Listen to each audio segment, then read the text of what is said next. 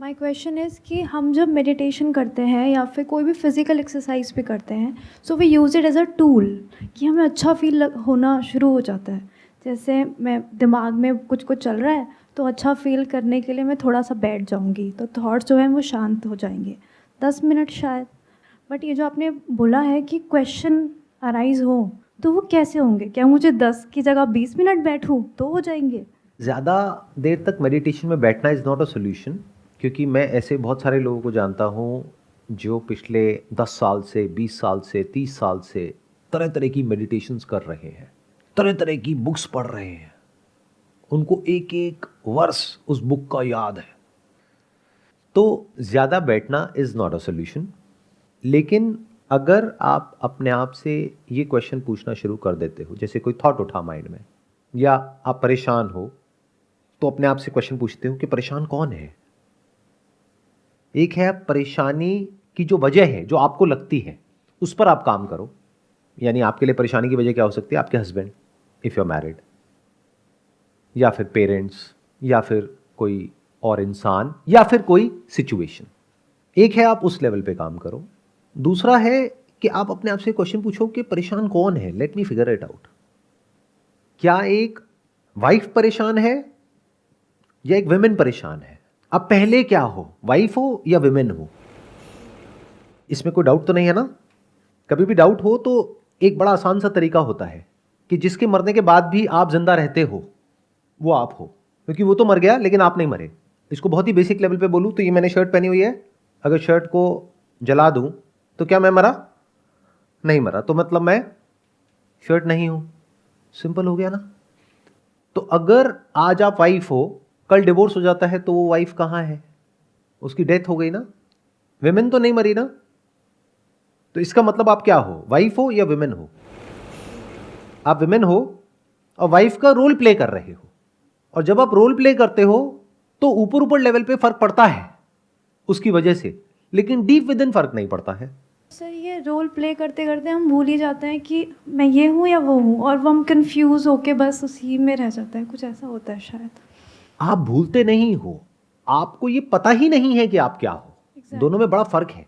जैसे आप जब मूवी देखते हो तब कह सकते हैं कि आप भूल जाते हो कि आप क्या हो, लेकिन रियल लाइफ में आप भूलते नहीं हो, आप वाइफ ही हो।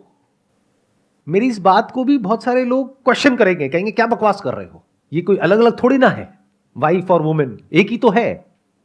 This is called ignorance. क्या कभी इस तरह की बात कभी किसी ने आपके साथ में करी? पूरी दुनिया में क्या कभी खुद ने आपने अपने साथ में इस तरह की बात करी? तो आप भूले कहां हो, आपको तो पता ही नहीं है। भूलने का तो सवाल तब उठता है ना जब आपको पता हो कि आप क्या हो।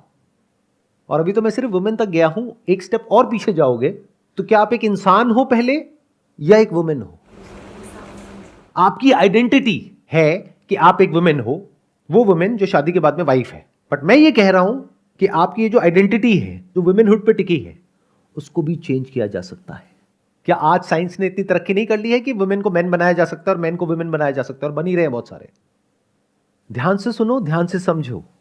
भूलने का सवाल तब उठता है जब इस तरह की क्वेश्चनिंग आपने करी हो और इस तरह से आपको क्लियरली पता हो कि रियलिटी क्या है, नॉट एज अ बिलीफ। ये मैंने बोल दिया, आपने सुन लिया, आपने कहा हाँ मैं तो वुमेन हूं, और घर में जा रहे हो, एक्ट कर रहे हो एज वाइफ, तो गड़बड़ हो गई है। लेकिन अगर इस बात को आप अच्छे से समझ गए हो तो बैक ऑफ द माइंड पता होता है। आप एक मूवी देख रहे होते हो, हंस रहे होते हो, रो रहे होते हो, गुस्सा भी आता है मूवी देखते वक्त, प्यार मोहब्बत का भी एहसास होता है, तो आप खुश क्यों हो रहे हो जबकि आपको पता है कि वो तो एक्टर है? उससे अपने आप को रिलेट कर रहे हो और खुश हो रहे हो या परेशान हो रहे हो। तो होता सब कुछ है सरफेस लेवल पे जब आप मूवी थिएटर में बैठे होते हो, लेकिन एक्चुअल में कुछ भी नहीं होता है। मूवी खत्म हुई, उसके 1-2 दिन बाद, 4 दिन बाद बैक टू नॉर्मल। तो हम कहां से कहां तक गए? वाइफ, विमेन, फिर ह्यूमन, यानी कि ह्यूमन बीइंग। इसमें से ह्यूमन भी हटा दो तो क्या आप एक बीइंग नहीं हो? इस तरह से इंक्वायर करना होता है। सर, स्क्रिप्चर्स में हमें पहले अंडरस्टैंडिंग के बारे में बताया गया है सर, उसके बाद एक्सपीरियंस के बारे में बताया गया है, किसी को होगा। सर अभी हम लोग जो कर रहे हैं सर, वो एक्सपीरियंस हम लोग पहले कर रहे हैं, उसके बाद हम लोग अंडरस्टैंडिंग में जा रहे हैं। आप ये कहना चाह रहे हो कि जो स्क्रिप्चर्स हैं वहाँ पर क्या होता है, आपको बताया जाता है, यानी हिंट दिया जाता है, फिर एंड में लाखों करोड़ों में से कुछ लोग जो उसको स्टडी करते हैं, उसमें से कुछ लोग एक्चुअल में साउंड ऑफ साइलेंस तक पहुंचते हैं। बट आप लोगों के साथ में इसका एग्जैक्ट अपोजिट हो गया है। सबसे पहले मैंने आपको डायरेक्टली पॉइंट कर दिया कि देखो साउंड ऑफ साइलेंस जैसा कुछ है, आपको उसका एक्सपीरियंस हो गया, लेकिन आपको समझ नहीं आ रहा कि ये क्या है।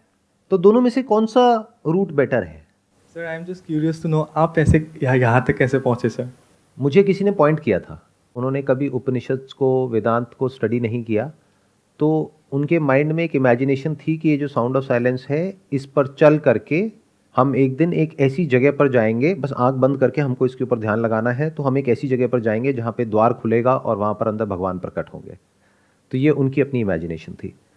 और दूसरी तरफ से ऐसे बहुत सारे लोग हैं जो वेदांत पढ़ाते हैं, स्कॉलर्स हैं, आचार्य हैं, गुरु हैं, उनको कुछ भी नहीं पता है साउंड ऑफ साइलेंस के बारे में। मतलब थियोरेटिकली पढ़ लिया, दुनिया को पढ़ा दिया, but they have got no experience of the reality. दोनों में फर्क समझ आया? एक सेगमेंट हो गया वो लोग जिनको ना इसकी थियोरेटिकल नॉलेज है ना प्रैक्टिकल नॉलेज है। दूसरी तरफ वो लोग आते हैं जिनको इसके बारे में थियोरेटिकली सब कुछ पता है। आप उनसे पूछो आत्मा के बारे में, ब्रह्मन के बारे में, सब कुछ पता है, एक एक वर्ष उनको याद है, रटा हुआ है, उन्होंने बुक्स लिखी हुई हैं, लेकिन उनको प्रैक्टिकली इसका कोई एक्सपीरियंस नहीं है। उनसे जाकर के बात करो साउंड ऑफ साइलेंस के बारे में, कहेंगे ये ऐसा कुछ नहीं होता है, आपके मन का वहम है।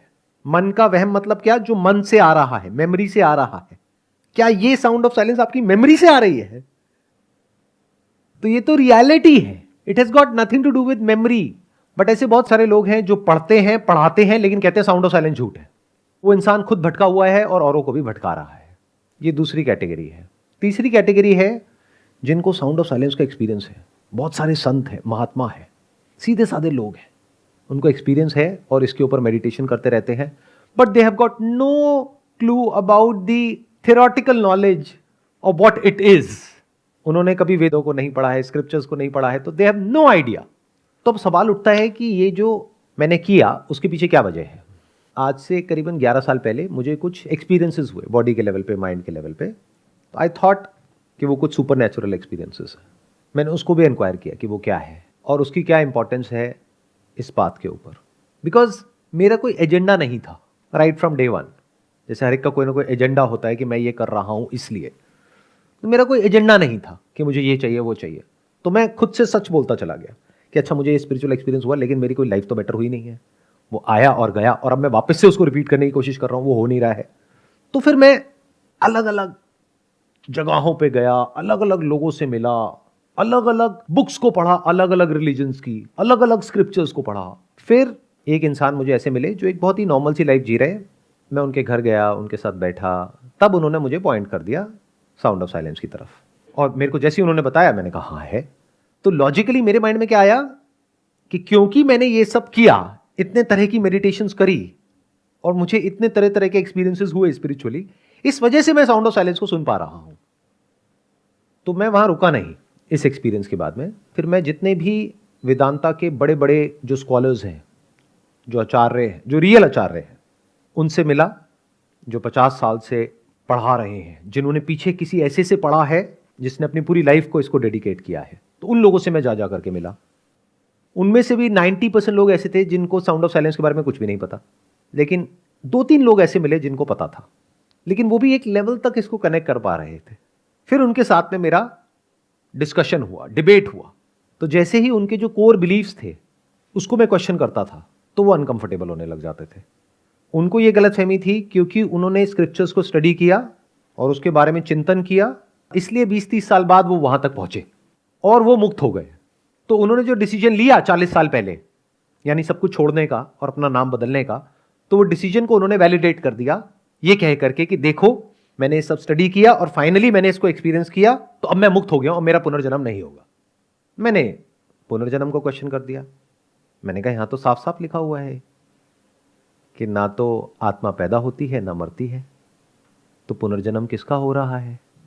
तो वहां पर जाकर के वो अनकंफर्टेबल होने लग गए, क्योंकि अगर वो रीबर्थ पे क्वेश्चन मार्क लगाते हैं तो जो भी कुछ उन्होंने किया 50 साल में वो सब वेस्ट हो गया। तो वो कभी भी ये नहीं मान सकते। फिर मेरे घर पे मैंने एक मेडिटेशन पिरामिड बनाया हुआ था, जो प्रॉपर जैसे इजिप्ट में पिरामिड्स होते हैं उसी तरीके से एक आर्किटेक्ट से मैंने एक प्रॉपर एक पिरामिड बनवाया हुआ था। उसमें मैं बैठ करके काफ़ी देर तक ध्यान करता था। तो मैंने एक दिन क्या किया, अपने बेटे को वहाँ पर उस पिरामिड में ले करके गया, उसके साथ में बैठा और एज एन एक्सपेरिमेंट मैंने कहा देखते हैं कि ये मेरी ईगो है या रियलिटी है। मेरी ईगो क्या कह रही थी मुझे कि मैंने कुछ ऐसा अचीव कर लिया है जो बहुत कम लोग कर पाते हैं, यानी मैं साउंड ऑफ साइलेंस तक पहुंच गया हूँ। तो मैंने अपने बेटे को बोला कि भाई एक बार आओ बैठते हैं उसमें मेडिटेशन वाले पिरामिड में। अब वहाँ उसके साथ में मैं बैठा और मैंने बोला कि ऐसी कोई आवाज़ आ रही है? उसने कहा हाँ पापा आ रही है। मेरे फंडे हिल गए सारे के सारे। मतलब जो भी मैंने किया इतने सालों तक वो सब बकवास।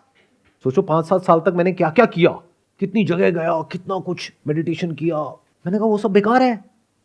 फिर अपनी वाइफ से पूछा, उसने कहा हाँ आ रही है। अपने पेरेंट्स से पूछा, उन्होंने कहा नहीं आ रही है। फिर मैंने समझा कि जो स्क्रिप्चर्स में लिखा हुआ है कि पहले आपको योगासन है उनको प्रैक्टिस करना होगा, फिर प्राणायाम करना होगा, फिर ये करना होगा, वो करना होगा, वो किसके लिए है? वो बॉडी को फ्लेक्सिबल बनाने के लिए है, ताकि बॉडी की स्टिफनेस खत्म हो, और माइंड को पीसफुल करने के लिए है। उससे क्या होगा? उससे आप साउंड ऑफ साइलेंस को सुन पाओगे। तो एज जितनी ज्यादा है लोगों की, उतना ही बॉडी में फ्लेक्सिबिलिटी कम है, उतना ही माइंड रिजिड हो चुका है। तो जिनकी एज ज्यादा है उसमें से बहुत सारे लोग साउंड ऑफ साइलेंस को रजिस्टर नहीं कर पाते हैं। तो इसका कनेक्शन किससे है? बॉडी आपकी कितनी फिट है, कितनी फ्लेक्सिबल है। तो एक बच्चे से फिट बॉडी, एक बच्चे से कूल एंड काम माइंड, और किसका होगा? तो फिर मैंने एक एक्सपेरिमेंट किया कि यहां पे यंग लोगों को बुलाया और एसीज वगैरह सब ऑफ करे। तो विद इन 5 मिनट सबने कहा हाँ सर हमको तो आ रही है। देन आई थॉट कि this is a better way of working, क्योंकि एक तरीका यह है कि मैं एक ऐसी रियलिटी के बारे में आपसे बात करता रहूं जिसका आपको एक्सपीरियंस नहीं है। दूसरा है कि पहले एक्सपीरियंस हो फिर उसके बारे में बात हो, तो एटलीस्ट आप रिलेट कर सकते हो। अब आपको कोई बेवकूफ नहीं बना सकता है। बिल्कुल ऐसा है कि मैं आपको कह रहा हूं कि हीरे की परख करना सीखो। और एक तरीका है कि मैंने कभी आपके हाथ में हीरा नहीं दिया है, डायमंड दिया नहीं है, डायमंड कभी दिखाया नहीं है, बस उसके बारे में बात करता चला जा रहा हूं 2 साल, 5 साल, 10 साल, 20 साल, 50 साल, और आपको लग रहा है कि मुझे समझ आ गया है कि हीरा कैसा होता है। दूसरा है कि मैंने वो हीरा उठा करके आपके हाथ में रख दिया, क्योंकि इससे प्रेशियस मेरे पास में और कुछ नहीं है। यानी जो साउंड ऑफ साइलेंस का एक्सपीरियंस है, इससे प्रेशियस मेरे पास में और कुछ भी नहीं है। तो ये मैंने आपके साथ में शेयर कर दिया। अब कुछ लोग होंगे जो इसको एक्सपीरियंस तो कर लेंगे, लेकिन कहेंगे अभी मेरे पास में टाइम नहीं है ज़्यादा इसमें दिमाग लगाने के लिए। That's okay. 10 साल बाद, 20 साल बाद, 40 साल बाद, जब भी कभी टाइम हो तो इंक्वायर कर लेना कि ये क्या है तो सही ना। ये मेरा कोई वहम तो नहीं है ना। अब तो ये लाखों लोगों का एक्सपीरियंस है। तो अब आपके लिए एक्चुअल में समझना कि स्पिरिचुअलिटी क्या है, या साउंड ऑफ साइलेंस क्या है, या मैं क्या हूं, बहुत आसान है। अब अगर मेरा कोई एजेंडा होता तो मैं थोड़ा सोच समझ करके आगे बढ़ता। आप में से वो इंसान जो मुझे ज़्यादा बड़ी डोनेशन देता, उसको तो मैं अलग से एक कमरे में बुलाता और बोलता देखो ये ऐसा कुछ है, किसी को बताना मत। जो फ्री फंड के लोग हैं उनको कहता नमस्ते जी, बड़ा अच्छा लगा आप यहाँ पर आए, बट ऐसा तो कोई मेरा एजेंडा है ही नहीं, मेरे लिए तो आप सब बराबर हो। तो ये मास लेवल पे हो गया पहली बार। बट इसका मतलब ये नहीं है कि अब आपको समझ आ गया है कि ये क्या है। इसको इस तरीके से देखो कि आपके हाथ में हीरा है लेकिन आपके लिए वो पत्थर है। How does it matter? मुझे पता है कि वो क्या है। तो अगर हीरे की परख करना सीखना है तो स्क्रिप्चर्स पढ़ो, एज इट इज वर्जन पढ़ना, नहीं तो गड़बड़ हो जाएगी। क्योंकि स्क्रिप्चर्स 2 तरीके से हैं। एक, कोई इंसान है उसने अपने तरीके से उसको इंटरप्रेट कर दिया है। एक है as it is version. As it is मतलब जो संस्कृत में लिखा हुआ है उसको एज इट इज हिंदी में या इंग्लिश में ट्रांसलेट किया हुआ है, दैट्स इट। अगर ऊपर 2 लाइन है तो नीचे भी 2 लाइन है या 3 लाइन है, बस। तो उसमें मिलावट कम से कम है, वो पढ़ो। और वो जो आप पढ़ोगे उसको रिलेट करो साउंड ऑफ साइलेंस से। तो दुनिया का ऐसा कोई स्क्रिप्चर नहीं है, कोई ऐसी बुक नहीं है स्पिरिचुअलिटी से रिलेटेड, रिलीजन से रिलेटेड, जो आपको समझ ना आए। जितनी मिस्ट्रीज हैं, जितने सीक्रेट्स हैं, सब आप बड़े आसानी से अनफोल्ड कर सकते हो। Is the quest for right understanding through scripture endless, studying of scriptures endless, या कभी वो एक certain level आपका attain हो चुका होता है in that understanding? There are 2 kinds of people जो स्क्रिप्चर्स को स्टडी करते हैं। एक वो होते हैं जो उसको स्टडी करते हैं इंटेलेक्चुअल स्टिमुलेशन के लिए, जैसे बॉडी के लेवल पे जो प्लेजर्स हैं उसकी वजह से हमारी बॉडी स्टिमुलेट होती है, अंदर कुछ केमिकल्स रिलीज होते हैं, मज़ा आता है।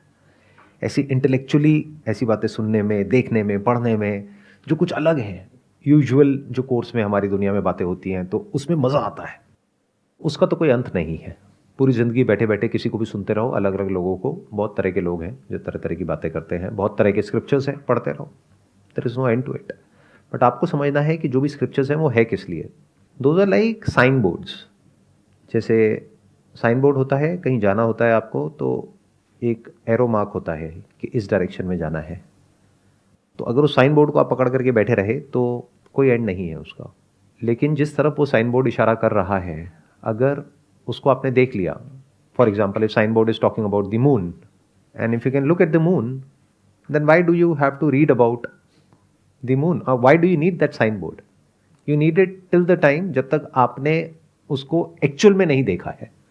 इसीलिए उपनिषद्स में एक जगह पे आता है कि जो अज्ञान है वो इंसान को अंधकार की तरफ ले जाता है, लेकिन जो ज्ञान है वो उससे भी ज़्यादा घोर अंधकार की तरफ ले जाता है। क्योंकि अज्ञानी क्या है? इग्नोरेंट है, और आपने सुना होगा इग्नोरेंस इज ब्लिस। अगर एक्चुअल में आप इग्नोरेंट रह पाए और आपको अपने सर्वाइवल की टेंशन ना हो तो that's a blissful state to be in. जैसे गांव में आपने कुछ लोगों को देखा होगा, बहुत ही सिंपल लाइफ जीते हैं, लेकिन हम लोगों के साथ प्रॉब्लम क्या है? सबके पास में मोबाइल फोन है, दुनिया जहान की सारी इंफॉर्मेशन है, कॉन्सेप्ट्स हैं, आइडियाज हैं, बिलीव्स हैं, दिमाग पूरी तरीके से भरा पड़ा है। तो अब इसका क्या तोड़ है? अब आप इग्नोरेंट तो रहे नहीं, वापस से इग्नोरेंट हो भी नहीं सकते। तो now you need right kind of information, जिससे कि आपके जो भी प्री कंसीव्ड नोशंस हैं, कॉन्सेप्ट्स हैं, आइडियाज हैं, उससे आप फ्री हो सको। तो वहां पे आपको ये स्क्रिप्चर्स हेल्प कर सकते हैं। आप उसको ऐसे मत पढ़ो कि उसको पढ़ करके जो माइंड में एग्जिस्टिंग नॉलेज है उससे रिलेट कर रहे हो, बल्कि ये देखो कि एग्जैक्टली किस तरफ इशारा किया जा रहा है। इनफैक्ट जो भी स्क्रिप्चर एक्चुअल में ऐसा होगा जो आपको सच तक ले जाएगा, वो सिर्फ और सिर्फ आपके बारे में बात करेगा।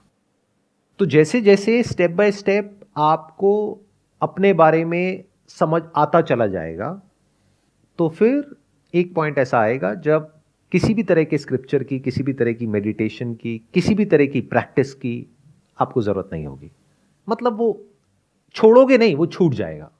बिल्कुल ऐसा है जैसे कहीं पर आपको जाना था, अब आ गए तो जिस मीन्स के थ्रू यहाँ तक पहुँचे वो छूट गया ना।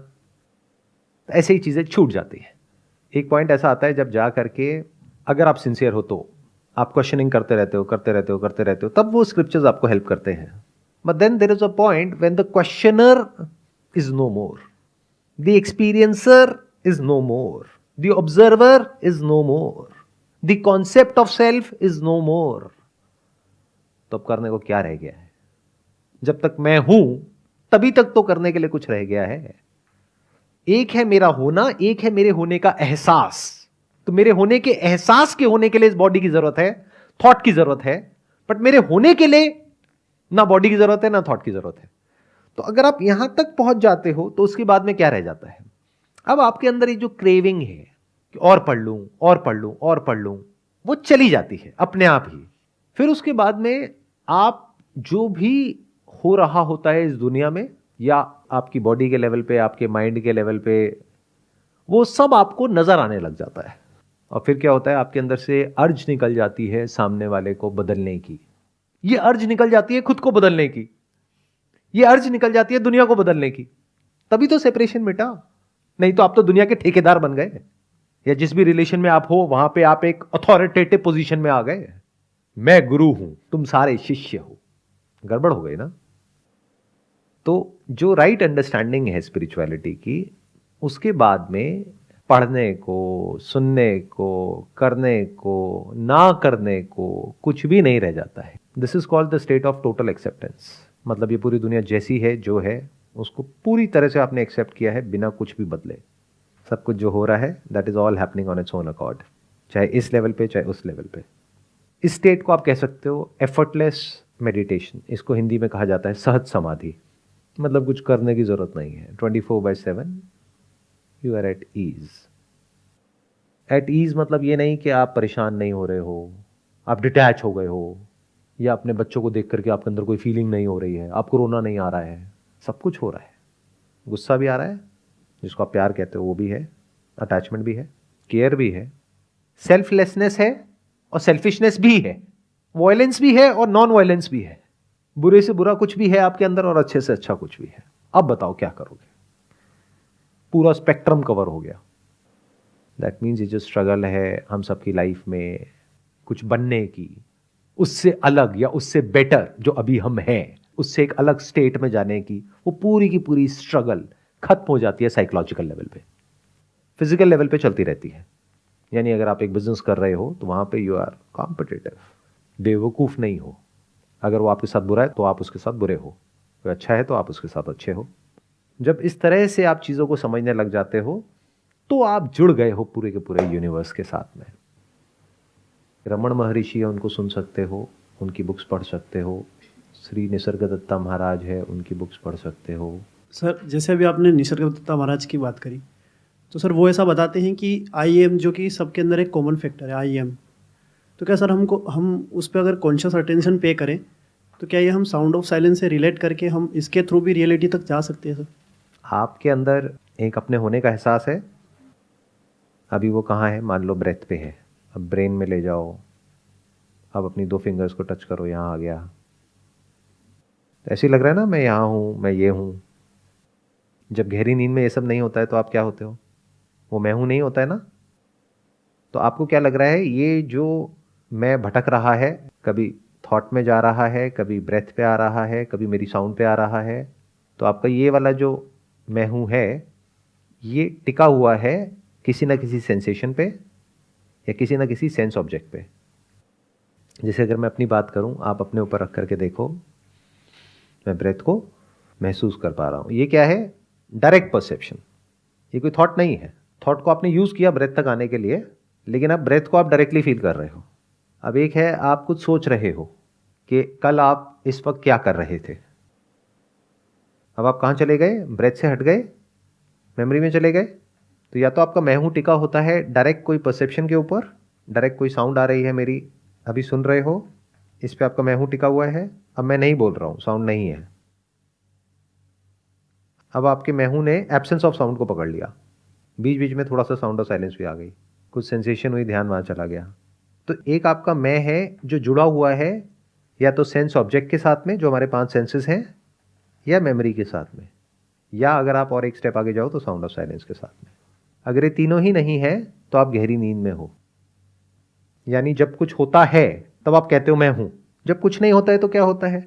जैसे अभी मेरी आवाज है तो आप कह रहे हो I am the listener listening to your sound. जब बीच में गैप होता है तो वो लिसनर कहां होता है? तो इन majority of the cases sound of silence के बारे में तो लोगों को पता ही नहीं है, तो उनको नींद आ जाती है।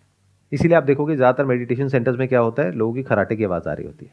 क्यों? क्योंकि वहां पर वो लोग सेंसेस को बंद कर देते हैं, ब्लॉक कर देते हैं। यानी आंख बंद करवा दिया, बिठा दिया, बाहर की फालतू की साउंड नहीं होती, कुछ नहीं होती, पीसफुली आप बैठ गए। माइंड एक स्टेज तक एक्टिव रहता है, फिर धीरे धीरे माइंड थकने लग जाता है, ब्रेन थकने लग जाती है, थक जाते हैं तो नींद आ जाती है। बट आप लोगों के लिए एक तीसरा दरवाजा भी खुल गया है, वो क्या है? Sound of silence. तो जब ना कोई सेंसेस के थ्रू एक्सपीरियंस हो रहा है, ना मेमोरी एक्टिवेटेड है, साउंड ऑफ साइलेंस तो है ना। तो sound of silence is the ground of waking state, dream state and deep sleep state. मतलब आपका जो मैं है वो बार बार बन रहा है, मिट रहा है, बन रहा है, मिट रहा है, बट इतनी तेजी से हो रहा है आपको पता ही नहीं लग रहा। और क्योंकि उन डॉट्स को अलग अलग हमने कनेक्ट कर दिया है तो एक स्टोरी बन गई है। जैसे मोती की माला होती है तो ये अलग अलग एक्सपीरियंसेस, अलग अलग मोती हैं। कोई एक्सपीरियंस हो रहा है मेमोरी के बेस पे, कोई एक्सपीरियंस हो रहा है सेंस ऑब्जेक्ट के बेस पे, कोई हो रहा है साउंड ऑफ साइलेंस को पकड़ करके। तो ये सब अलग अलग एक्सपीरियंसेस हैं, इनको हमने साथ जोड़ दिया और बोला देखो मैं हूं। जबकि ये वाला जो मैं हूं है, ये एक तरीके से आप मानो एक लेक है, उसमें एक बूंद गिरी, दूसरी गिरी, तीसरी गिरी, आपस में कोई कनेक्शन नहीं है, बट क्योंकि वो मेमोरी में स्टोर हो गई तो उस सबको जोड़ करके आप बोल रहे हो मैं ये हूं। तो एक मैं है विच इज अ कॉन्सेप्ट जो एक माला के जैसा है। बट जब आप इस सच को देख लेते हो कि ये जो माला पूरी की पूरी जुड़ रही है, उसमें जो थ्रेड है, जो कॉमन थ्रेड है, that is the sound of silence. तो sound of silence is not different from consciousness, it is consciousness.